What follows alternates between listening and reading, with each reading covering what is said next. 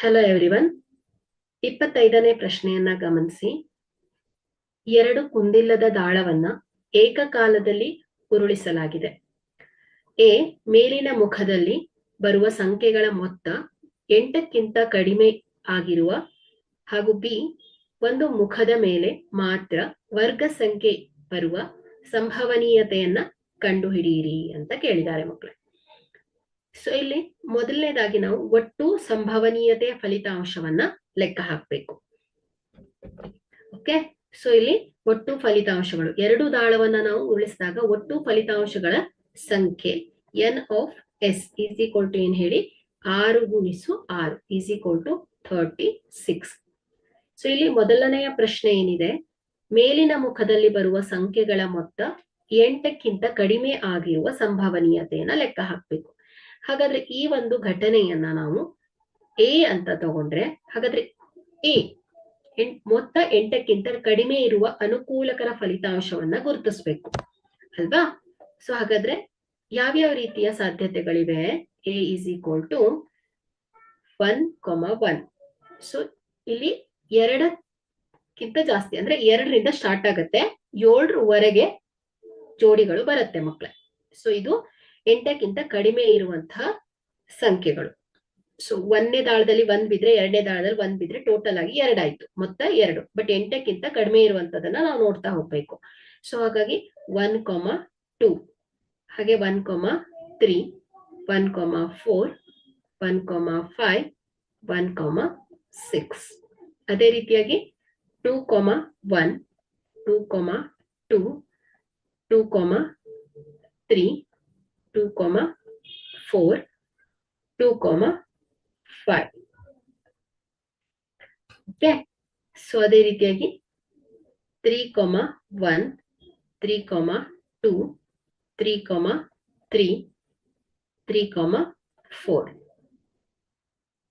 4,1, 4,2, 4,3. So 5,1, 5,2, 6,1. So ಇಷ್ಟು ಸಾಧ್ಯತೆಗಳು ಇವೆ ಮಕ್ಕಳೇ. ಸೊ 1, 2, 3, 4, 5, 6, 7, 8, 9, 10, 11, 12, 13, 14, 15, 16, 17, 18, 19, 20, 21 ಆಯ್ತು. ಹಾಗಾದ್ರೆ ಇಲ್ಲಿ ಒಟ್ಟು ಅನುಕೂಲಕರ ಫಲಿತಾಂಶಗಳ ಸಂಖ್ಯೆ ಎಷ್ಟಾಯ್ತು ಹೇಳಿ ಮಕ್ಕಳೇ? 21 ಆಯ್ತು. ಸೊ ಹಾಗಾದ್ರೆ ಇದರ ಸಂಭವನೀಯತೆಯನ್ನ ಲೆಕ್ಕ ಹಾಕಿದಾಗ, ಸೊ ಪಿ ಆಫ್ ಎ ಅಂದ್ರೆ ಎಗೆ ಅನುಕೂಲಿಸುವ ಫಲಿತಗಳ ಸಂಖ್ಯೆ ಡಿವೈಡೆಡ್ ಬೈ ಏನಾಗುತ್ತೆ ಹೇಳಿ ಒಟ್ಟು ಫಲಿತಗಳ ಸಂಖ್ಯೆ. ಸೊ ಈಸ್ ಈಕ್ವಲ್ ಟು ಏನಾಗುತ್ತೆ ಹೇಳಿ 21 ಡಿವೈಡೆಡ್ ಬೈ 36. ಸೊ ಇಲ್ಲಿ 3 7 21, 3 12 36. 7 ಡಿವೈಡೆಡ್ ಬೈ 12 ಆಗತ್ತೆ ಮಕ್ಕಳೇ. ಓಕೆ, ಸೊ ಅದೇ ರೀತಿ ನೆಕ್ಸ್ಟ್ ಏನ್ ಹೇಳಿದಾರೆ ಅವರು, ಒಂದು ಮುಖದ ಮೇಲೆ ಮಾತ್ರ ವರ್ಗ ಸಂಖ್ಯೆ ಬರುವ ಸಂಭವನೀಯತೆಯನ್ನ ನೋಡ್ಬೇಕು. ಓಕೆ, ಸೊ ವರ್ಗ ಸಂಖ್ಯೆಗಳು ಯಾವ್ಯಾವುದು? 1ರಿಂದ 6ರ ಮಧ್ಯದಲ್ಲಿ 1 ಅಥವಾ 4 ಆಗಿದೆ ಅಲ್ವಾ. ಸೊ ಈಗ ನಾವು ಯಾವ್ಯಾವ ರೀತಿಯಲ್ಲಿ ಬರ್ಬೋದು ಅನ್ನೋದನ್ನ ನೋಡ್ತಾ ಹೋಗೋಣ ಮಕ್ಕಳೇ.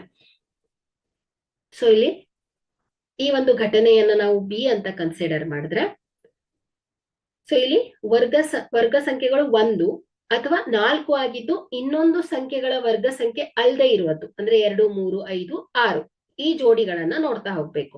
ಸೊ ಹಾಗಾದ್ರೆ ಈ ಒಂದು ಬಿ ಫಲಿತಾಂಶಗಳು ಯಾವ್ಯಾವುದು? 1,2, 1,3, 1,4 ಆಗಲ್ಲ. 4 ಆಗ್ಬಿಟ್ರೆ ಏನಾಯ್ತು? 2 ವರ್ಗ ಸಂಖ್ಯೆ ಆಯ್ತು. ಬಟ್ ಅವ್ರಿಗೆ ಏನ್ ಕೇಳಿದಾರೆ ಇಲ್ಲಿ? ಒಂದು ಮುಖದ ಮೇಲೆ ಮಾತ್ರ ವರ್ಗ ಸಂಖ್ಯೆಗಳು ಬರಬೇಕು.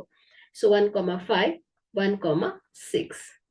ಸೊ ಅದೇ ರೀತಿಯಾಗಿ 4,2, 4,3, 4,5, 4,6.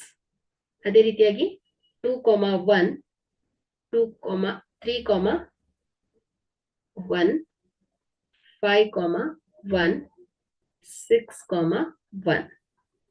ಸೊ 2,4, 3,4,